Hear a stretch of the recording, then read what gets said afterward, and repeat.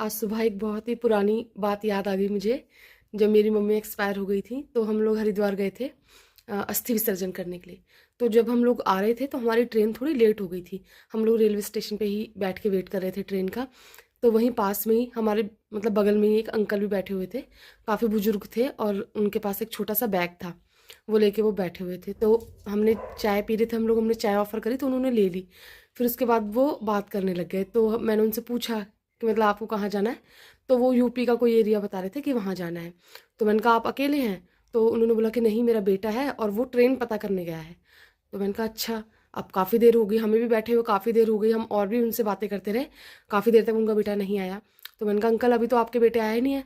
तो उन्होंने बोला कि हाँ वो तो 2 ढाई घंटे से जा रखा है, वो तो अभी तक आया नहीं है।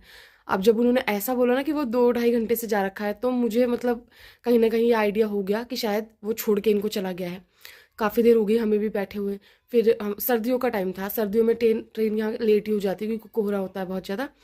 तो फिर मैंने कहा अंकल आप वहाँ मतलब रिपोर्ट कर दे, जो यहाँ पे ऑफिस है वहाँ बोल दे कि भाई नहीं आया आपका बेटा, या फिर पुलिस को बोल दे कि अगर कुछ होगा आगे इन्वेस्टिगेशन तो होगी। तो उन्होंने बोला कि नहीं नहीं हो सकता है, अभी आ जाए आ जाए। लेकिन ना वो काफ़ी जब तक मतलब हम बैठे रहे वहाँ पे 2.5 3 घंटे हम लोगों ने वेट किया, तब तक उनका बेटा नहीं आया था। वो उससे भी पहले 2 घंटे पहले से वहाँ पे नहीं था। तो उस दिन मैं मतलब बहुत रोई थी उस दिन में। वो तो मैं याद करके रोई कि भाई मम्मी चली गई, लेकिन मुझे इस बात का ज़्यादा दुख हुआ कि हम चाहते हैं कि मतलब हमारी मम्मी हमारे पास रह जाती, लेकिन वो नहीं रह पाई।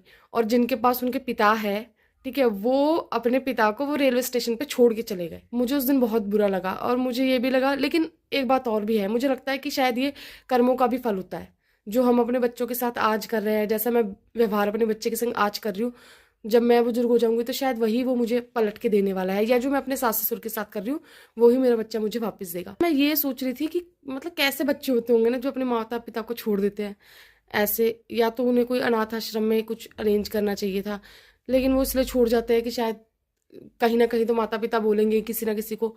हरिद्वार जैसी जगह पे तो मतलब अरेंज हो जाते हैं, वहाँ पे तो होते ही हैं अनाथ आश्रम। कई लोग छोड़ छोड़ के वहाँ जाते हैं।